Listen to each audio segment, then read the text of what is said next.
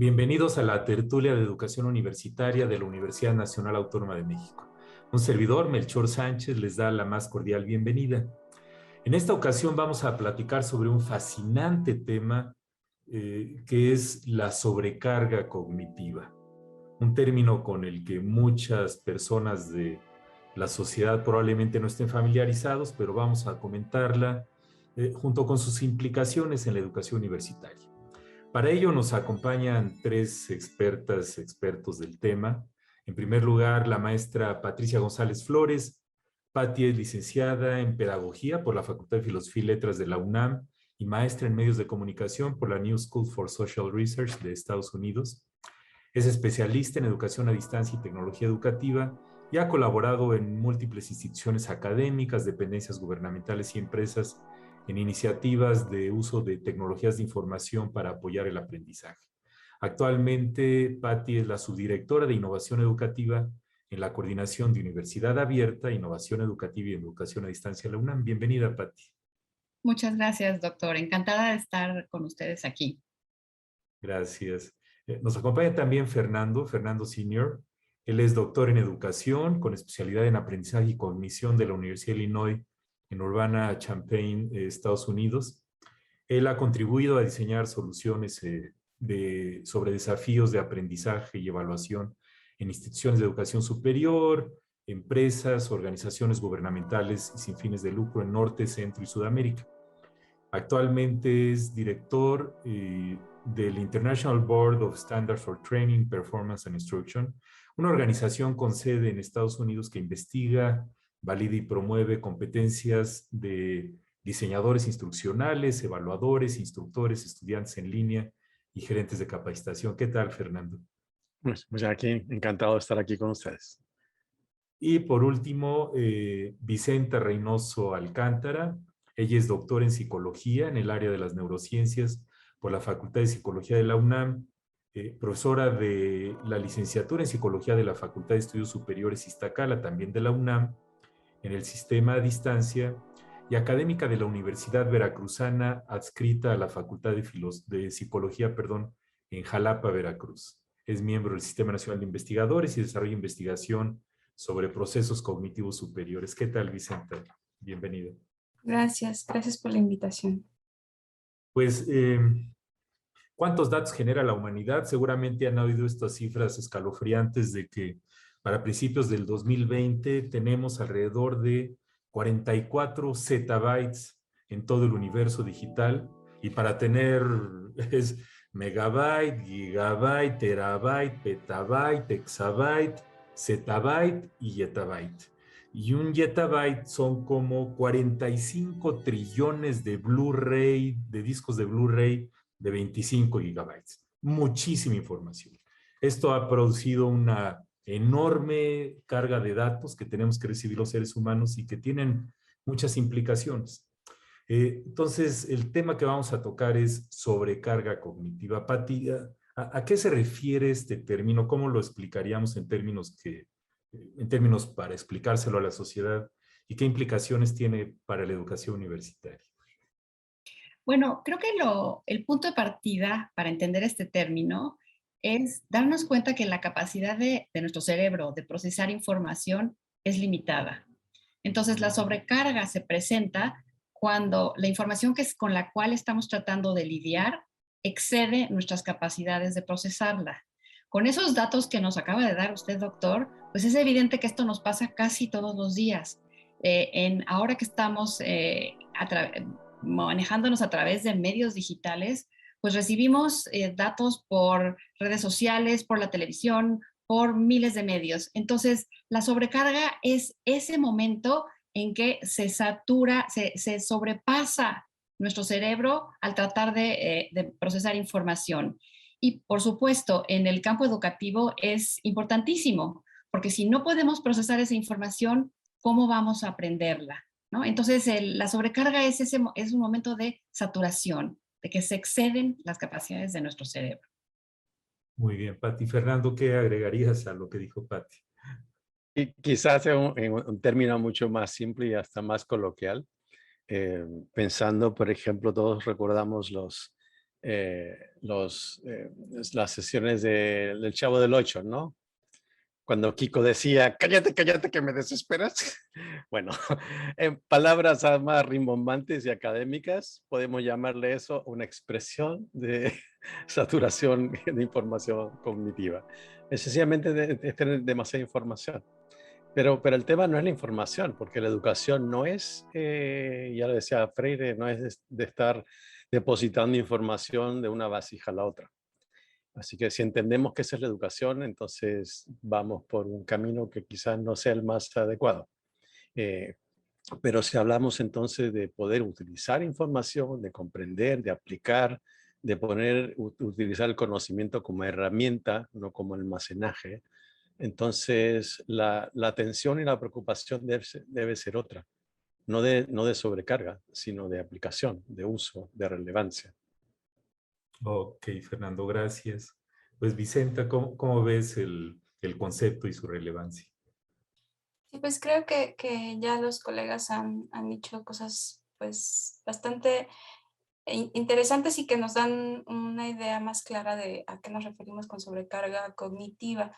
En general, la saturación de la información del sistema y también de la información que nosotros mismos estamos generando en cada momento, puede saturarnos y puede afectar nuestros procesos de aprendizaje, pero también puede afectar otros procesos como la toma de decisiones, la resolución de problemas, el control emocional.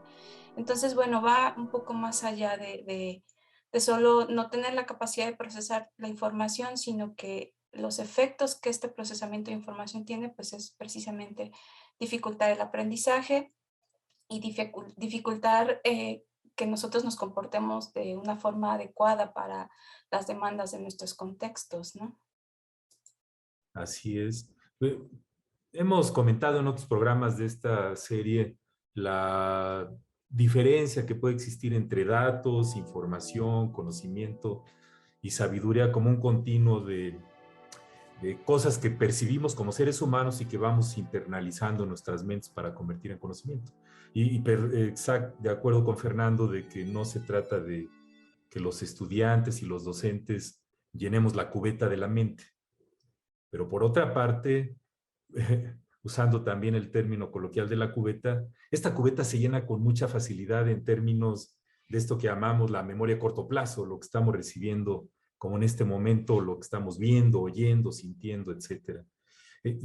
Por ejemplo, en medicina se nos ha dicho que la información se duplica en muy poco tiempo. La estimación que hay para el año 2020 es que se duplica como cada 2 meses y medio.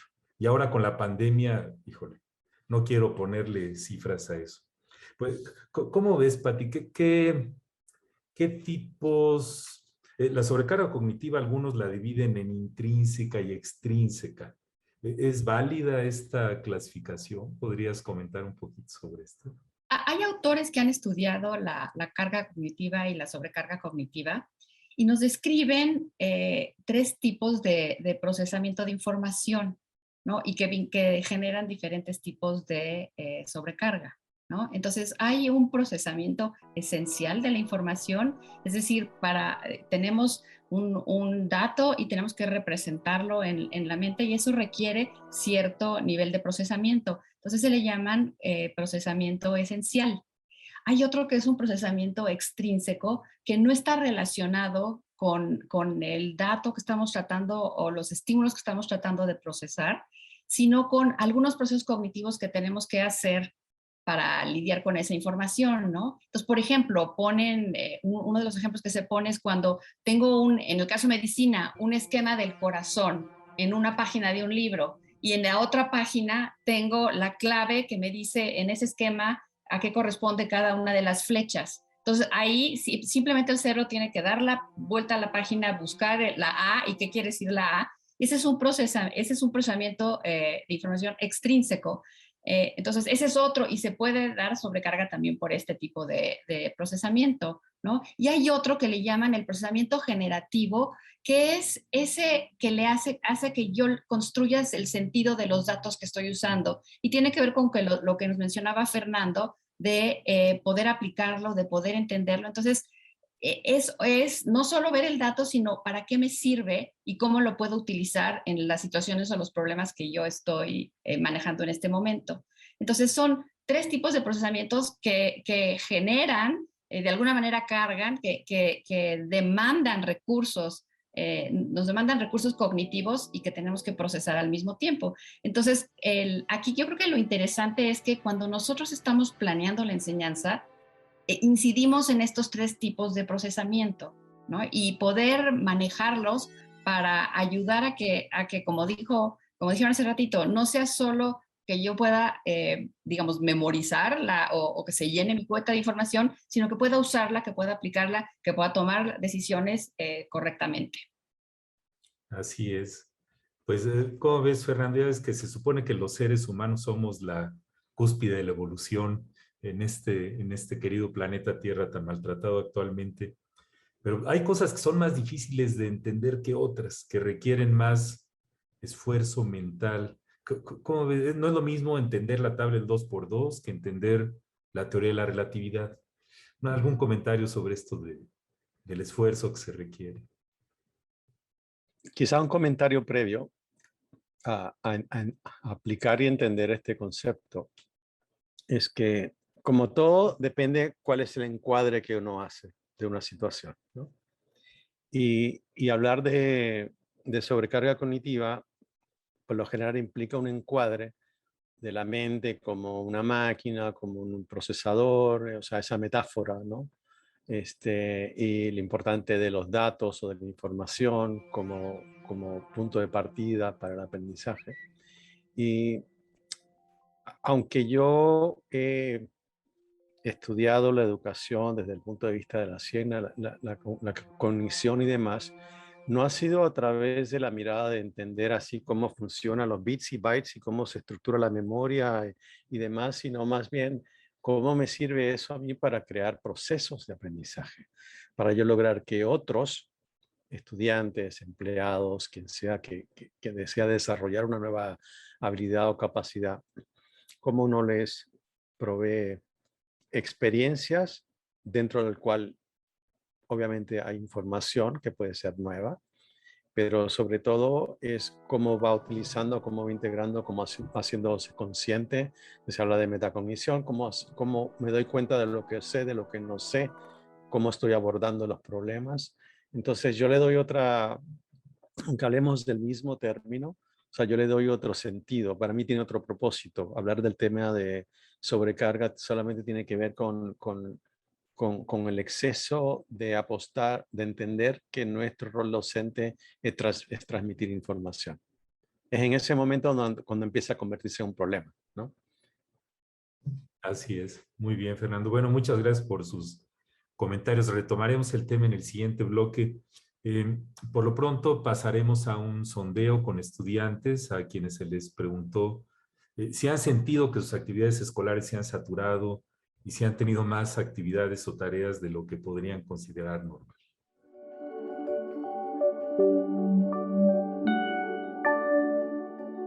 Usualmente, como la carrera es muy especializada en ciencias sociales, creo que el trabajo de ensayos, el trabajo de escritos, sí es extremadamente superior al que venía realizando en la etapa presencial de la universidad. Yo creo que ha incrementado exponencialmente en un 60-70% de lo que venía haciendo con anterioridad, dado que muchas de las cosas se podían trabajar de manera presencial, hacerlas al momento de las clases, y esa cuestión se eliminó por completo. Entonces yo creo que un 70% más de lo que ya venía haciendo, y ha afectado sin duda en cómo estoy trabajando mis tiempos, en cómo puedo definir mis tiempos laborales posterior a la escuela, y que esa carga sí está afectándome en algunas cosas que venía haciendo con anterioridad.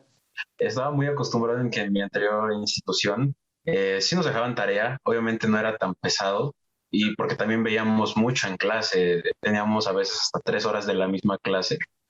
Sin embargo, a la hora de entrar a la UNAM sí se me hizo un poco pesada la carga de trabajo, y lo comenté con otros compañeros que ya tenían años, semestres o incluso que ya son egresados de la carrera, y me comentaban que sí, efectivamente la carga de trabajo es más grande, pero que por la pandemia pues se impuso todavía más eso. Incluso me comentaban que había tareas que nos las pedían, no sé, por ejemplo, un ensayo de 15 cuartillas, para ellos se los dejaban en 7, 5, dependiendo. Pero sí, los maestros y yo creo que los docentes se han dado cuenta que a final de cuentas nosotros tenemos mucha responsabilidad ahora, ya que ellos no están vigilándonos, por así decirlo.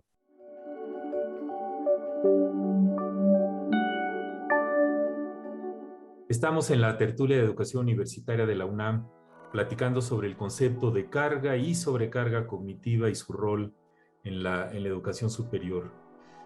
Como comentaba Fernando en el bloque anterior, no hay un modelo único que explique todo el proceso educativo de manera holística, integradora. Y este modelo, llamémosle este fragmento de la ciencia de la psicología cognitiva, informa el proceso, pero obviamente no lo explica en su totalidad. Hay muchas más cosas, como ya se comentó, ¿no? Y la palabra misma de carga tiene esta connotación un poco de algo que se tiene que cargar. Y la sobrecarga, obviamente, la connotación es todavía más negativa. ¿Qué, qué, qué han vivido los estudiantes y los docentes durante la pandemia en términos de cómo reciben todos estos datos, información y pues los ha sobrecargado, como comentaban los estudiantes, los docentes, cómo le han hecho para asimilar y procesar todos los datos, información que recibimos para seguir viviendo y cumpliendo su rol correspondiente de docentes y estudiantes? Vicenta, si quieres empezamos contigo. En general, considero que las demandas del contexto se amplían, les implican otras habilidades y además otra carga extra es que pierden oportunidades de aprendizaje que tienen en la cotidianidad, en el modelo presencial. Ya nos decía, ¿no? Las 3 horas de clase, que cuando estás tomando las 3 horas de clase no son lo mejor, pero cuando no las tienes las extrañas, ¿no? Porque esas 3 horas de clase se convierten en otras actividades. Otra cosa importante es que de repente pues los maestros no estamos preparados y la forma en la que presentamos, por ella Patti nos hablaba de lo importante que es que los maestros consideren la forma en la que presentan la información, las actividades, para no generar una carga extra a la carga de por sí complicada de los conocimientos que tienen que adquirir los chavos. Y bueno, los maestros no estamos preparados para presentar nuestros materiales en línea, para presentar indicaciones y no tenemos la formación, por lo menos en general, ¿no? Y esto pues también sobrecarga más a nuestros estudiantes. Gracias, Vicenta. Fernando, ¿algún comentario? Sí, quiero partir por hacer una distinción del término, porque iniciamos este programa hablando de sobrecarga cognitiva, pero ninguno de los relatos que escuchamos de los estudiantes hablaba de sobrecarga cognitiva. Así como estoy en medicina y tengo 5.000 huesos que recordar y no me da la cabeza para estructurarlo y acordarme de ellos. Eso es muy diferente a falta de planificación de una clase y el impacto que esa saturación de información no es cognitiva, es que si le entrego 40 lecturas para leer, no es lo mismo que conversemos sobre una lectura en la clase. Entonces, sobrecarga cognitiva habla del individuo y en su forma de procesar la información de un modelo así muy mecanístico, o sea, cómo maneja la memoria, la sinapsis y todas esas cosas, versus cómo se organiza el impacto que tiene un estudiante, sobre todo al migrar. ¿Qué es lo que ha ocurrido en esta enseñanza remota y de emergencia? Es que los docentes, al no tener una formación, una capacidad de saber cómo diseñar, cómo anticipar una buena clase de forma remota, con los recursos, con las actividades, con la evaluación, con la retención adecuada, tratan de sustituir lo que presentarían en clase con lecturas. Entonces, como no tienen una medida de medir cuánta información le están dando, si antes comentaba un artículo en el transcurso de una clase, bueno, entonces como no los veo, les mando 4 artículos. Y que también vea una página y que también vea un video y que también vea esto y lo otro. O sea, eso no es sobrecarga cognitiva, eso es sobrecarga de trabajo por mala planificación o por ausencia de planificación de una clase que se diseña de forma remota. O sea, eso es básicamente lo que yo he visto en este proceso y lo he visto como ejemplo de un taller que ofreciera a través del Banco Interamericano de Desarrollo para darle apoyo a los docentes durante una semana que pudieran hacer la migración. De 100 personas que se esperaban, llegaron 3.000 y todos era consistente el desafío que tenían de cómo no podían hacer la migración porque estaban acostumbrados a conversar, a hablar en la clase, a presentar cosas. Y en ausencia de eso, lo traducían a entregarle muchos materiales de lectura, de consulta, de página web, de PDF, de videos, y terminando entonces no sabiendo discernir qué información es importante y qué capacidad realmente deseo que desarrolle el estudiante. Así es, muchas gracias, Fernando. Patti, ¿qué más podrías agregar? Yo añadiría digamos, dos ideas. A lo que decía Vicenta, yo creo que algo que generó carga cognitiva para todos fue el tener que aprender a movernos en un entorno diferente. Simplemente, bueno, ahorita todos estamos en Zoom y yo creo que a 1 año y medio de la pandemia ya nos es fácil. Sabemos cómo picarle, pero al principio demandaba recursos cognitivos el decir, ¿a dónde le pico? Entonces, creo que hubo un proceso de aprendizaje que, además de los contenidos de cada asignatura, los estudiantes y los docentes tenían que aprender a moverse en el entorno. Entonces, digamos, sí hubo más sobrecarga cognitiva, no solo más carga de trabajo, como dice Fer, sino sobrecarga cognitiva por esto que en lo que yo comenté, pues en realidad es procesamiento extrínseco. No tiene que ver con que yo aprenda un concepto de medicina, sino tenía que ver con poderme mover en lo que era esta universidad en la remota de emergencia. Entonces es un aspecto que hemos dado grandes pasos a nivel el ámbito educativo, porque ya nos manejamos en el entorno digital y eso va a ser muy útil para muchos aprendizajes en el futuro. Y el otro, en la formación que dimos nosotros a docentes, uno de los hallazgos muy interesantes es el que los docentes se dieron cuenta de la necesidad de priorizar ciertos contenidos. Estaban acostumbrados, como dice Fernando, a conversar. Yo doy mi clase de 3 horas que nos comentaba el estudiante y decía, claro, cubro 3 temas, ¿no? ¿Por qué? Porque yo les digo, yo enseño, yo menciono los conceptos de estos 3 temas. Eso no quiere decir que los estudiantes los procesaran.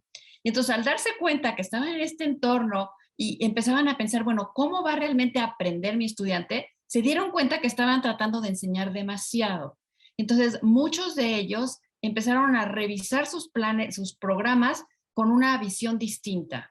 Entonces, creo que había sobrecarga cognitiva desde antes. En los programas de bachillerato, donde se trata de cubrir toda la historia de México en un semestre, no hay manera de que se cubra a fondo.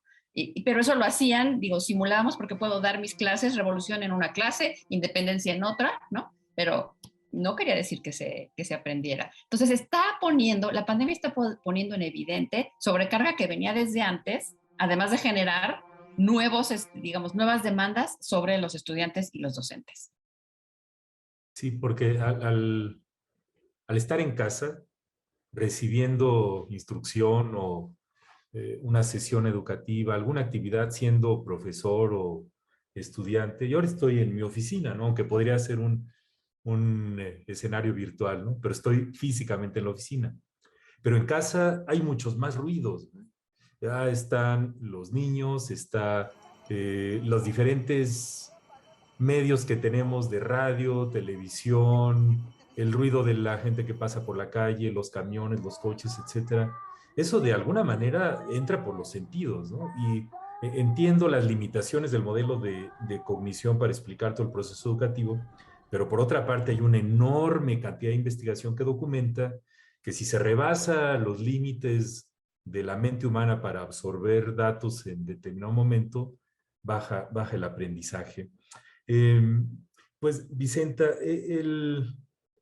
hay todo este reto de lo que le llaman, por ejemplo, la fatiga por Zoom, que también tiene algunas explicaciones cognitivas y otras biológicas. No sé si has oído hablar del término y qué opinas de ello. Sí, pues bueno, me parece que es bastante interesante porque al final de repente lees y te das cuenta que lo sientes, ¿no? Que lo vives.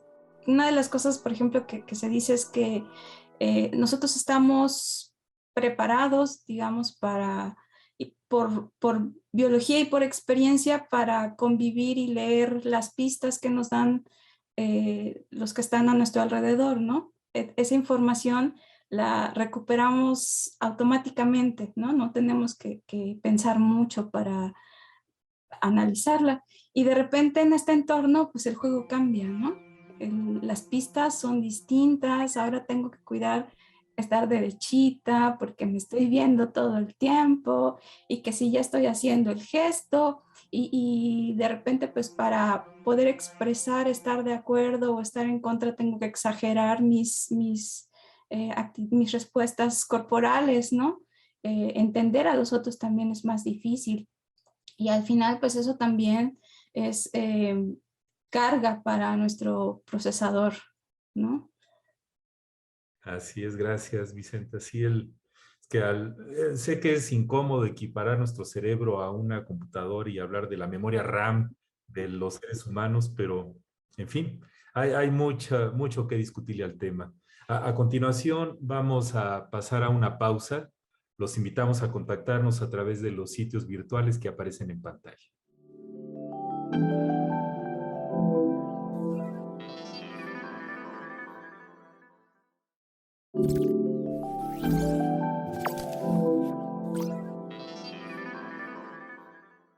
Estamos en la tertulia de educación universitaria de la UNAM platicando sobre el tema de carga y sobrecarga cognitiva y sus implicaciones educativas. Un experto británico en educación, el doctor Dylan Wiliam, dijo por ahí que la teoría de la carga cognitiva es la cosa más importante que debe saber un docente. A lo mejor es un poco exagerado, pero creemos que todos los que participamos en educación tenemos que tener más o menos claros estos conceptos para poderlos aplicar desde algo tan sencillo como qué ponemos en una diapositiva y la cantidad de información que ponemos en la misma. Y esto no es trivial porque los líderes mundiales de nuestro planeta toman decisiones en la manera como se les presentan los datos y la información. Y si estos les generan sobrecarga cognitiva, su comprensión de los mismos puede ser distorsionada, sesgada o disminuida.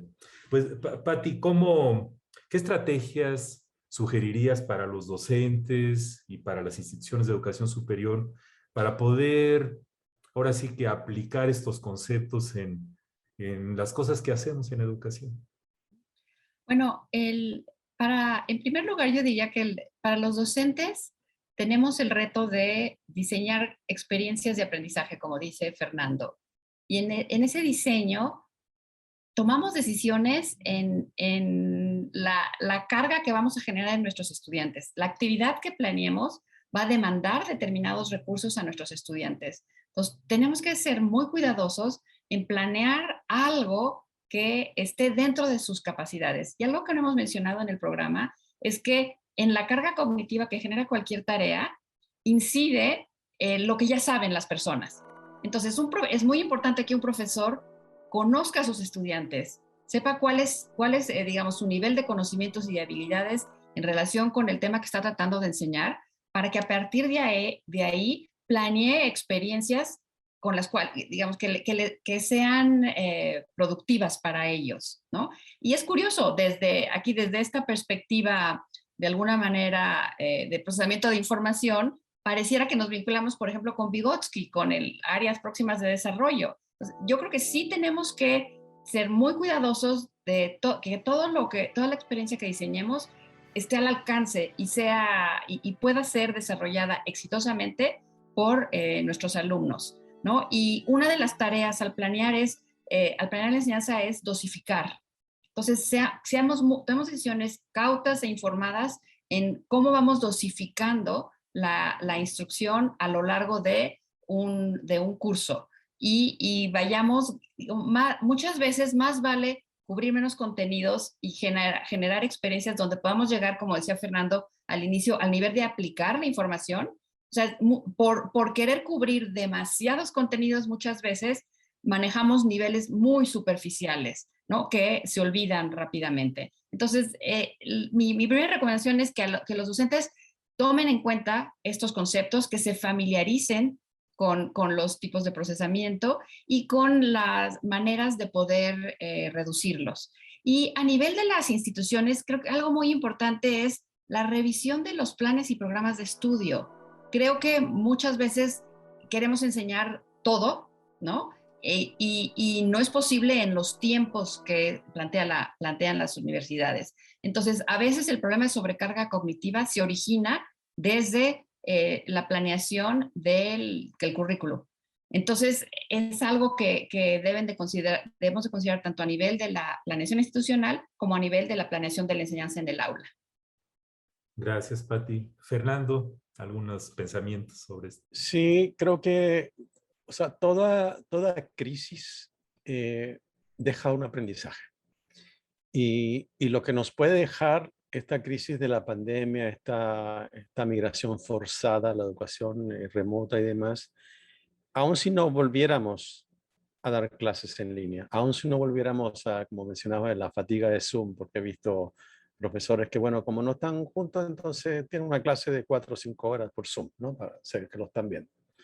Pero la lección que nos puede dejar esto, sobre todo tomando en cuenta en universidades que el gran porcentaje de los docentes son especialistas en sus materias, no son pedagogos, son ingenieros, son contadores, son médicos, o sea, de todas áreas. Y por lo tanto, el verse forzados ahora con esta inconveniencia de tener que enseñar a distancia. Más allá de la inconveniencia es, caray, fíjate, es que este tema de lo que es docencia y lo que es educar a otros no es tan así como la ruta que ya me la sabía, que iba, les platicaba y les daba un examen y seguía mi ruta, sino que es como que, caray, esto hay que pensarlo de nuevo. O sea, ¿cómo yo puedo ser mucho más efectivo? ¿Podría compartir 2 imágenes? Sí, porque resumen un poco como que el cambio de paradigma que implica esto. ¿Pueden ver la imagen? Ya, ¿qué pasa? Que al migrar a la docencia en línea, al vernos forzados, como estábamos hablando de recarga, realmente esto es lo que acabamos haciendo. Nosotros remotamente distribuyendo más información y sobrecargando el tiempo, la dedicación, el trabajo, la entrega, un montón de cosas para el impacto para el estudiante. Esa no es la metáfora. La metáfora yo quiero, o sea, invitarlos y dejarlos, es más bien esta. Es cómo, como educadores, podemos crear las condiciones para que de forma remota nosotros seamos capaces de detonar las capacidades de nuestros estudiantes como profesionales, como futuros. Y eso implica, como decía Pati hace un momento, la capacidad de discernir, es decir, qué es necesario, qué es no, o sea, no perder de vista que lo importante es el desarrollo de estas capacidades de los estudiantes y no el cubrir la cantidad, todos los contenidos que se puedan cubrir y enseñar la historia de México en un semestre. No se puede, no se puede. O sea, mejor dejarlo con hambre de querer conocer más y capacidades de autoestudio que querer cubrir información que no se va a poder cubrir. Así es, Fernando. Y sí, es que es tan prevalente esta cultura de tenemos que cubrir el temario, ¿no? Y lo que llamamos en diseño curricular la obesidad curricular, que son planes de estudio llenos de cosas. Muy bien, habrá que adelgazar también los planes de estudio. Vicenta, ¿algún comentario sobre esto? Sí, yo creo que, y que tiene que ver con lo que hemos estado mencionando, por un lado, pues planear y demás es importante, pero me parece que algo fundamental y que tiene que ver con no la forma en la que nuestro sistema procesa y se satura, sino cómo procesa mejor, es que tenemos que promover que se generen recursos, que los estudiantes generen recursos o habilidades, esquemas de pensamiento que les permitan procesar mejor toda la información que tienen que aprender. Nosotros podemos enseñarles a nuestros estudiantes universitarios contenidos que en este momento pueden ser vigentes, pero que a lo mejor en 5 años son obsoletos. Y ellos no necesitan saber esos contenidos, sino necesitan apropiarse de herramientas que les permitan aprender por su cuenta. Herramientas que tienen que ver con hacer visibles rutinas de pensamiento, con promover la habilidad de metacognición, con aprender a conocernos, ¿no? O sea, de repente, como expertos pensantes, bien nos podemos dar cuenta en qué momento podemos procesar mejor información difícil, en qué momento de nuestro día, ¿no? En qué momento nos es más fácil, pues a lo mejor prestar atención por periodos prolongados, qué materiales nos facilitan la comprensión. Y todas estas al final son herramientas que tenemos que formar en nuestros estudiantes, más allá de solo darles contenido. Tenemos que pasar de estos miles de hojas que tiene que leer el alumno y miles de exámenes y miles de dieces que debe de ganar por todo esto que tiene que aprender y todo esto que le va a servir para construir su profesión, ¿no? Al final nosotros tenemos que formar estudiantes que piensen como expertos en sus áreas profesionales, ¿no? Y eso pues es básico y creo que tenemos que transitar hacia eso como docentes. Muchas gracias, Vicenta. Sí, cuando enseñamos algo, los expertos que somos en cualquier disciplina tendemos a subestimar qué tan difícil es para que lo comprendan los estudiantes y que se refleja mucho en las preguntas que hacemos en los exámenes. Pues hay una frase atribuida a Einstein, aunque ahora resulta que no lo dijo exactamente así, pero en resumen es, todo debe hacerse tan simple como sea posible, pero no más simple. Y ahora sí que disciplinas más complejas como las ciencias de la computación, por poner un ejemplo, Pati, pues requieren algunas estrategias de los docentes, ¿no? Y no quiero ahora sí que jerarquizar por complejidad las tareas humanas, pero sí tenemos que reconocer que cuando estudiamos, dependiendo del camino que tomemos, rehuimos o abrazamos algunas asignaturas, algunas materias, algunos cursos. Pues, Pati, ¿algún breve comentario sobre qué puede hacer un docente que tiene que enseñar un tema difícil para bajarle esta carga intrínseca que va anclada con la complejidad del tema? Creo que algo muy importante es esto que acaba de comentar de la ceguera del especialista, ¿no? En primer lugar, darse cuenta que si voy a enseñar un tema difícil, es probable, bueno, el que ya me dé cuenta que es difícil quiere decir que hay, digamos, hay aspectos particularmente complejos o que requieren cierto tipo de antecedentes. Una de las cosas que puedo hacer es, por ejemplo, identificar esos antecedentes, ¿no? Uno de los que ha estudiado esto de la carga cognitiva y el aprendizaje multimedia, que es Meyer, tiene ciertos principios para mejorar el aprendizaje que ha probado con investigación, y uno de ellos es precisamente el de preentrenamiento. Entonces, si voy a enseñar un tema difícil, un primer paso es estar seguro que le doy al estudiante los conocimientos previos que requiere para abordar ese tema, ¿no? Son conceptos, son términos, ¿no? Entonces, primero revisar que realmente estoy cubriendo esos elementos, porque si no, ni siquiera va a poder acercarse a este término. Y algo muy importante también es acostumbrarnos a la evaluación para el aprendizaje, conforme yo voy cubriendo este tema, recabar información de cómo lo está procesando, aprendiendo el estudiante para quien diseñé esta experiencia, para ver si tengo que ajustar mi estrategia didáctica, si tengo que aclarar, si se atoró en algún lugar y ver qué es lo que le está costando trabajo. Entonces, yo diría que algo muy, muy importante y que fue muy evidente durante la pandemia es que necesito hacer pausas donde recabe información de cómo me está entendiendo. Gracias, Pati. Muy bien. Pues a continuación vamos a escuchar a un profesor, a un docente, sobre qué estrategias utiliza para tratar de encontrar un balance en esta carga cognitiva que tienen los estudiantes para cuando les enseñan.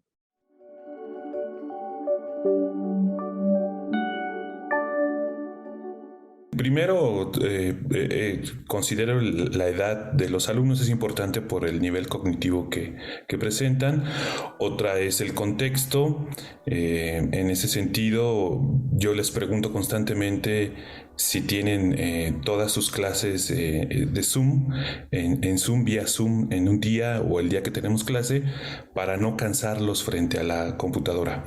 Y bueno, ya pasando a lo que son las estrategias, considero, por un lado, el contenido a enseñar. En este sentido, voy de lo simple a lo complejo. Generalmente las actividades que diseño van en esa lógica de lo más sencillo a lo más complejo. Y también considero ir desmenuzando por partes para después armar el todo.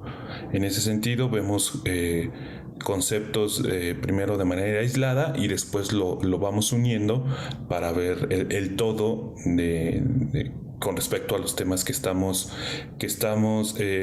revisando.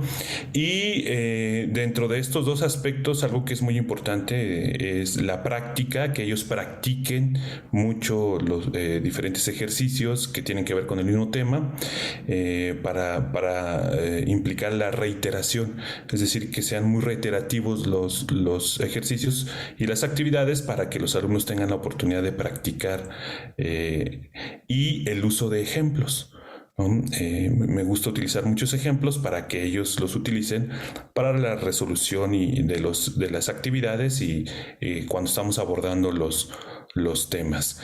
Y en este caso en el que estamos en vía remota, sí trato de combinar audio, video y texto, ¿no? Que no se cargue mucho las actividades en uno de estos tres, sino que más o menos se utilicen la misma cantidad y en el mismo tiempo estos tres elementos, ¿no? Audio, video y texto. Cuando la carga ya es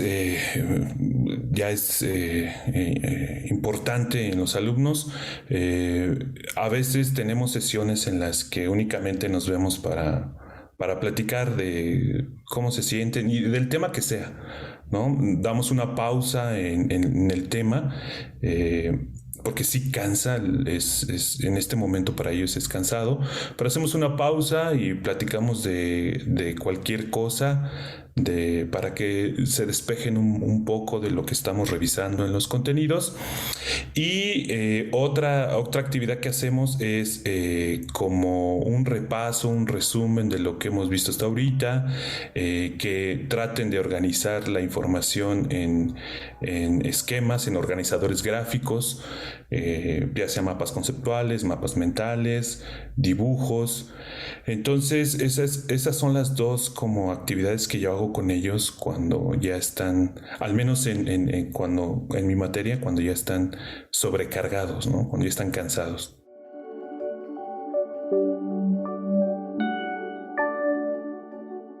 Estamos en la tertulia de educación universitaria de la UNAM platicando sobre la carga y la sobrecarga cognitiva y sus implicaciones en educación superior. Ya tiene más de medio siglo que George Miller de Harvard documentó una limitación de la mente humana para manejar simultáneamente muchos datos. Y surgió con una serie de trabajos esta cifra medio mágica de 7 más menos 2. El hecho es que cuando recibimos muchos datos simultáneamente, se satura lo que se llama memoria de trabajo, memoria a corto plazo, y entonces aprendemos menos, entendemos menos las cosas. Y nos trae el concepto que ya comentaron ustedes de que en educación muchas veces menos es más. El hacer un currículo nuclear en lugar de un currículo obeso en extenso. ¿Qué comentarios o reflexiones finales quisieran compartir con la audiencia al final de este programa, Vicente? Estos procesos para evitar la sobrecarga, de alguna forma sí se pueden como formar, ¿no? Entonces, creo que es importante promover que nuestros estudiantes aprendan sobre cómo funciona su cognición y que también como docentes y como instituciones se promueva que los estudiantes tomen un papel activo en su formación, se interesen en cómo funciona su sistema cognitivo y desarrollen habilidades de aprendizaje más tendientes a la autonomía que les permitan como regular sus procesos, ¿no? Como docentes creo que también tenemos que tener mucho cuidado de cuidar nuestra sobrecarga, ¿no? Que a veces es algo que no está mucho en vista, ¿no? Cuántas horas nos pasamos nosotros revisando tareas y dando asesorías por Zoom, también cuentan cómo trabajamos con nuestros estudiantes, ¿no? Entonces, de alguna forma modelar con el ejemplo, y pues bueno, creo que eso también es importante. Muchas gracias, Vicenta. Fernando, algunos comentarios, reflexiones. Sí, de nuevo, o sea, yo creo que la invitación realmente es a tomar esta oportunidad, no importa cuál es el tema, si es la sobrecarga, si es la evaluación auténtica, o sea, cualquier tema que gatille nuestra capacidad de estar más atentos, de ser más curiosos del proceso, de cómo nosotros construimos y favorecemos el proceso de aprendizaje. El ejemplo que nos mostró el profesor en el segmento anterior, sencillamente cómo busca, o sea, como que en las reglas, en el amor, en la educación, o sea, no hay reglas, hay que seguir buscando lo que sea adecuado. Y se mencionó algo, hace un momento mencionabas como que el experto se olvida, ¿no? O sea, como la expresión de que la vaca se olvida que fue ternera, ¿no? A uno se le olvida los pasos que tuvo que llegar para realmente tener como un mapa mental y un esquema de la disciplina. Y uno puede moverse de un lugar a otro, entrar al detalle, irse al ejemplo, pero el estudiante no tiene ese mapa mental. Entonces, así que otra última recomendación que puedo sugerir es que todos los docentes se den, además de todo lo que tienen que hacer y contenidos para discutir y demás, perdón, que puedan darse la oportunidad de resolver problemas junto con los estudiantes, es decir, modelar la forma de pensar. Eso implica atreverse a resolver problemas para los cuales ellos no tienen la respuesta. Es como decir, a ver, tenemos este problema, no tengo idea cómo lo vamos a hacer, pero pensémoslo en voz alta. O sea, esa oportunidad de modelar qué es prioritario, qué no, qué preguntas hacer, qué darle peso a una cosa, eso tiene mucho más, desde un punto más procedimental, lo hace mucho más práctico el conocimiento que memorícense tal cosa o tales datos, inserten tal información. Entonces, priorizaría, claro, experiencias de aprendizaje, de aplicación, pero que en esa aplicación el docente se atreva a abordar junto con sus estudiantes problemas para los cuales no hay solución o no tiene una solución ya resuelta. Voltea al final del libro y está la solución. No, pensémoslo juntos, modele la manera de resolver problemas. Muchas gracias, Fernando. Patti, algunas reflexiones. Y yo me iría al lado contrario de cómo comenzamos esta ronda. Con los límites de la memoria de trabajo, yo diría con la gran capacidad de la memoria de largo plazo. O sea, nosotros podemos realmente almacenar muchísima información por mucho tiempo, que es la meta de la educación superior, ¿no? Un profesionista que tenga ese mapa de la disciplina. Me encantó la idea que planteó Fernando, ¿no? Que nuestro egresado tiene todo el mapa de la disciplina al terminar su carrera. Y eso se logra por esa capacidad de la memoria de largo plazo de almacenar información, pero esa información debe estar organizada, ¿no? Para que realmente pueda retenerse, tiene que organizarse, estructurarse y dársele sentido.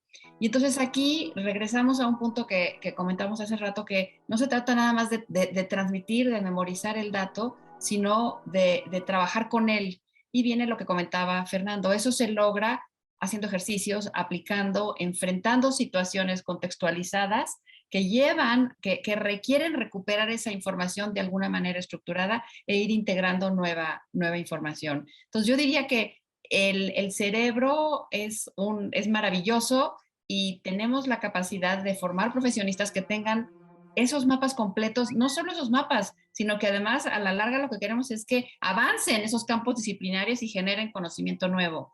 Entonces, que organicemos experiencias de aprendizaje para lograr ese tipo de estructuración de, digamos, de la información. Y se puede, y como comentaba Vicenta y también Fernando, pues la docencia es mucho ensayo y error también. Es ir probando con mis estudiantes una estrategia, recabando información de si les funciona y ajustándola. Entonces yo invitaría a todos a no asustarse por estos conceptos como sobrecarga, sino más bien empezar a experimentar cómo la resuelvo con el grupo particular de estudiantes que tengo enfrente. Gracias, Pati. Sí, es que la memoria parecería ser algo mágico, ¿verdad? Como comentaste, la memoria a largo plazo, pues alguna gente dice que no le hemos encontrado el límite. Precisamente hace unos días, escuchando una conferencia del doctor Dylan Williams que comenté hace rato, él decía que uno de los problemas de la memoria de largo plazo es que nos aprendemos las cosas y que ahí se quedan para siempre. Y luego el problema es entonces cómo le hacemos para desaprender. En medicina que aprendemos un montón de cosas, yo estudié medicina en los 70s, entonces lo que aprendí, si lo aplico ahorita, pues pobres pacientes, ya el conocimiento cambió radicalmente, ¿no? Entonces, cómo desaprender y cómo reaprender es uno pues, de los grandes retos de aplicar estos conceptos también. Tenemos todavía unos minutos. Quisiera, uno de los efectos adversos de este exceso de carga cognitiva, por ejemplo, cuando un profesional de la salud está en el servicio de urgencias y está atendiendo muchos pacientes simultáneos, hay mucho ruido y también hay una sobrecarga afectiva muy fuerte por el componente afectivo que trae cada problema de salud, ¿no? Y lo pongo como ejemplo porque parece ser que también la sobrecarga cognitiva con exceso de sobrecarga afectiva y el estrés que nos ha generado la pandemia producen desgaste profesional. ¿Algún comentario, Vicenta, sobre esta? Hemos hablado mucho de cognición, pero ¿qué tienen que ver los afectos y lo socioafectivo en este tema? Pues todo. Al final el procesador funciona en sinergia, ¿no? Entonces, si tenemos ahí más factores que sobrecargan nuestra capacidad, pues independientemente de que sean emocionales o cognitivos, pues van a afectar el resultado, ¿no? Por eso es bien importante tener presente estas condiciones de motivación y de emoción en el trabajo con nuestros estudiantes, ¿no? Porque no es cierto que nada más aprendan contenidos y no es cierto que sean computadoras a las que les funciona o no la capacidad de memoria, ¿no? Porque muchas veces los vemos así. Y en realidad pues somos súper complejos, ¿no? Hay una integración de todo. Pues Fernando, ¿algún comentario sobre esta relación afecto-cognición? Te puedo decir que es la primera lección que me dejó mi estancia en México, de 15 años. De llegar de una formación y de trabajo y todo de Estados Unidos muy de cabeza, muy de estructura, ¿no? Y darme cuenta que en realidad México funciona con el corazón, con la emoción. Entonces era como visualizarme con este cuerpo flaco que tengo, un brazo así de fisiculturista, como de Arnold Schwarzenegger, y como que no tiene que ver una cosa con la otra. O sea, sobredimensionada la parte mental, cognitiva de información y desvalorada la parte, o sea, emocional. Así que totalmente priorizo y doy importancia a la parte emocional, inclusive con el ejemplo que muestras de medicina. O sea, hay las formas tradicionales de enseñar medicina, los primeros años, te memorizas un montón de cosas, la anatomía y demás, versus otros modelos que llevan al estudiante al hospital desde el primer semestre. No para que sepan, no para que tomen acción, es que cuando están en el aula de clase, en segundo o tercer semestre, tienen un referente, no solamente de un hueso, de una estructura ósea, lo que sea, es de todo el entorno, de la emoción, de la urgencia, ¿cómo le llaman? El triage se usa en inglés, no sé cómo se llama en español. O sea, de cómo saber discernir, a ver, de todas las cosas, ¿a qué le pongo atención? ¿Cómo priorizo? Esa capacidad que tiene el médico para tomar ese tipo de decisión se va cultivando y no es solamente cognición, hay emoción, hay un montón de cosas. Muy bien, pues de nuevo les reitero mi agradecimiento y quisiera terminar con una frase del Quijote, de la obra tan famosa de Miguel de Cervantes, que dice: el asno sufre la carga mas no la sobrecarga. Muchas gracias.